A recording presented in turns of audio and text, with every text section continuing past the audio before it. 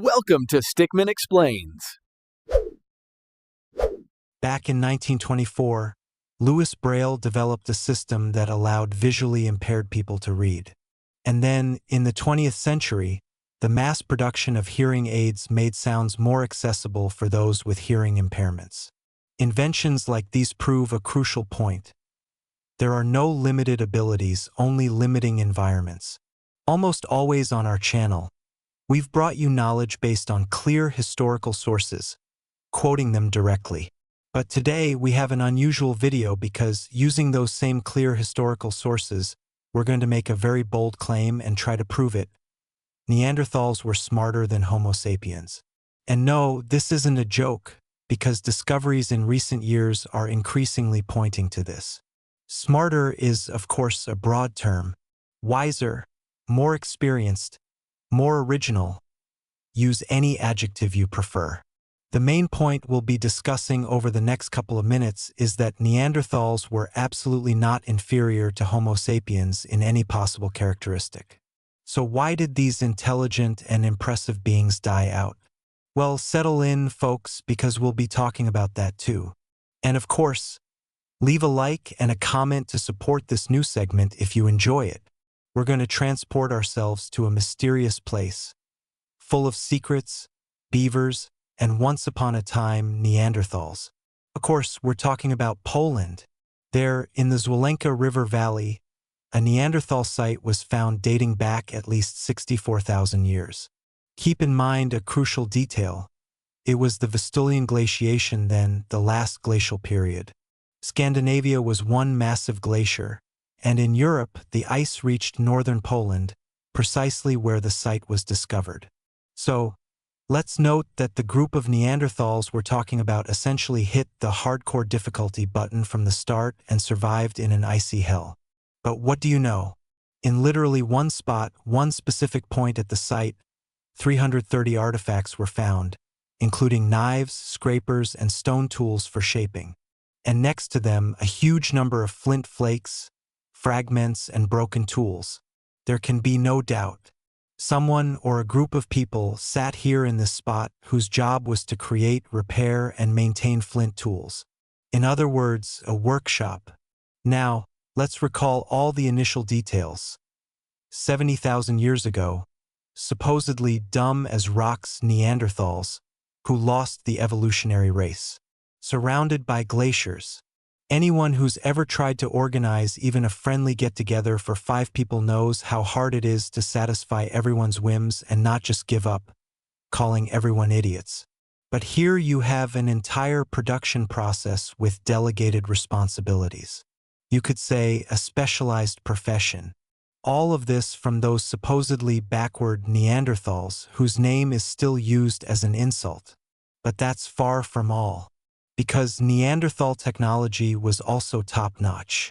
The tools made in this and other workshops utilized the Levallois technique.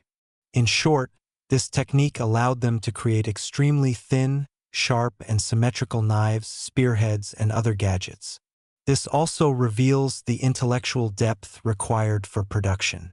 It involved planning, a keen understanding of stone properties, and of course, fine motor skills, the lack of which Neanderthals were accused of for almost 100 years, calling their tools primitive.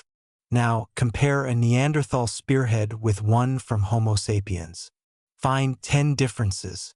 Spoiler, there aren't any. The craftsmen of both human species were equally skilled.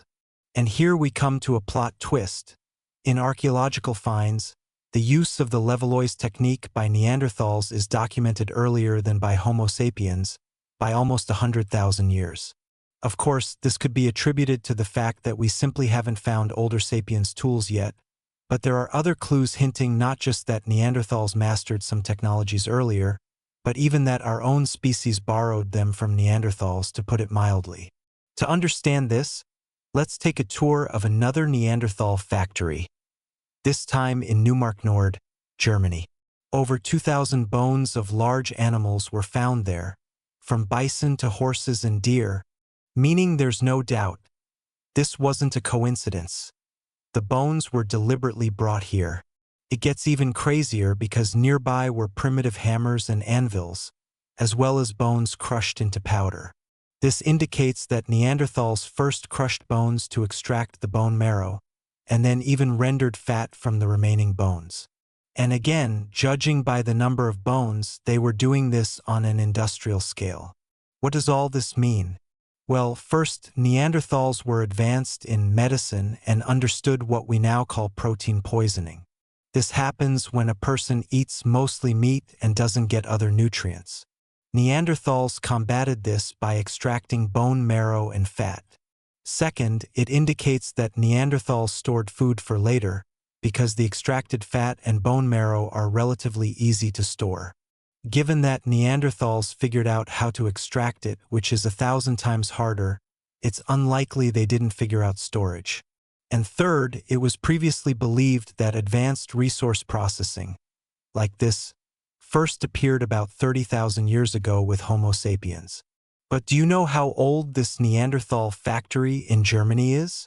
125,000 years. And here you can't blame a lack of finds. Homo sapiens sites in Africa have been thoroughly studied, and there's nothing remotely similar to such technologies there. Even if we assume that some coincidence happened here too, this list of suspiciously advanced Neanderthal technologies that Homo sapiens didn't have doesn't end. As you might have guessed, an excursion to yet another Neanderthal factory will help us understand this. We discussed it in our archaeology segment. In the mountains of Gibraltar in southern Spain in the fall of 2024, an oven for making glue was found. In Vanguard Cave, Neanderthals, 65,000 years ago, created a hearth where they, using a clever technique, placed cistus plants, from which they extracted sticky resin with heat. Scientists even went and built a full replica of the oven, which indeed produced high-quality glue. For example, for attaching spearheads to shafts. Yes, Neanderthals used glue to fasten stone and flint tools to shafts. So you can forget all those tied-up axes from movies. Moreover, while this specific hearth for glue production was in use 65,000 years ago, the first glued Neanderthal spear dates back 200,000 years. Many similar tools were found in Italy and Germany. True, in older examples, instead of cistus, Neanderthals used birch tar. But the fact remains. The oldest similar Homo sapiens tool was found in Sibutu Cave in South Africa, and it's only 72,000 years old. So again, we have a technology emerging that appeared in Neanderthals 100,000 years earlier. Actually, there's also clothing, chemistry, and dozens of similar technologies. If you want a detailed video on this topic, let us know in the comments. Here, we won't discuss whether Homo sapiens stole some Neanderthal technologies. There's no scientific consensus on this yet. But everyone agrees that every human species always observed or improved upon others' ideas and adapted. So it's up to you. We'd rather move on to another, equally important characteristic of so-called intelligence. History, and surely each of you remembers many cases where brilliant people, capable of building a robot from a tin can and a tennis racket, struggled in their personal lives. From an evolutionary perspective, this would create an awkward situation where, instead of the genius, a slacker like Talik with 3 grades of elementary education would pass on his genes. Were Neanderthals perhaps such dark geniuses, who died out taking their knowledge to the grave? Here, of course, we can't flirt with Neanderthals or ask them directly, but we can say a lot about the broad Neanderthal soul from excavations. In late July 2025, a study on the dietary habits of Neanderthal groups from various regions was published in Science Advances, and it revealed that different clans had completely different recipes, ingredients, and foods, to the extent that some groups absolutely loved fermented meat. That's meat that had been left so long that it had worms. To each their own, but in fairness, even today, there are entire peoples on the planet where meat with maggots is a delicacy. What's important to us is that delicious food has been almost the primary measure of creativity. including attracting mates since ancient times. Here, Neanderthals had it all sorted, and they could technically give compliments just as well as early Homo sapiens. The hyoid bone, responsible for language, in Neanderthals is almost identical to ours. The FOXP2 gene variant, responsible for speech, was also present in these guys. And what's more, Broca's area in the cerebral cortex, linked to complex meanings, grammar, and speech structuring, was also enlarged in Neanderthals just like in us.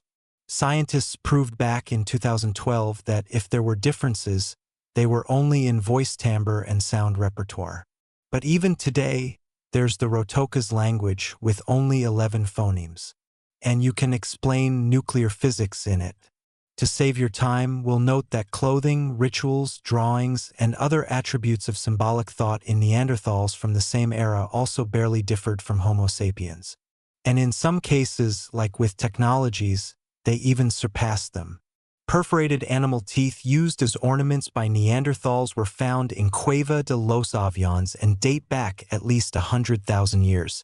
For Homo sapiens, the earliest example is a shell in Blombos Cave from 75,000 years ago. So, all of historical science in recent years is slowly but surely moving towards unequivocally recognizing Neanderthals as absolutely equal to Homo sapiens in intelligence, ingenuity, and any other mental characteristic. And considering that by the time our sapiens ancestors arrived in Europe, they had lived there for hundreds of thousands of years, in some survival matters, Neanderthals were definitely smarter and more experienced. It's also important that the subsequent extinction of Neanderthals can't be blamed on Homo sapiens' superior adaptation skills either. Because Neanderthals, according to all possible archaeological finds, also demonstrate remarkable adaptation abilities. Treating protein poisoning 100,000 years ago with bone marrow would have been a revelation and a breakthrough for many medieval scientists. Excuse me. The only problem is that all these discoveries further distance us from the question of Neanderthal extinction. How did these intelligent, social, organized, and skilled craftspeople just die out? Even assimilation doesn't fully explain the situation, because since the first hominids separated from monkeys, several human species lived parallel on Earth for millions of years. 100,000 years ago, there were even 4 species. Yes, in Europe, with the arrival of Homo sapiens, Neanderthals died out very quickly, but there was Asia, where 2 species lived side by side for 30,000 years. And then what? Boom, and they assimilated in a couple of generations? That's not how it works, because even now, assimilation is more of a cultural process, and physiology will always reveal a Chinese heritage in a 5th-generation American. So the mystery of Neanderthal extinction becomes more relevant every year. What do you think? Extermination, assimilation, or a flight to Nibiru in spaceships? Share your opinion in the comments, and for now, that's all from us. See you next time, friends.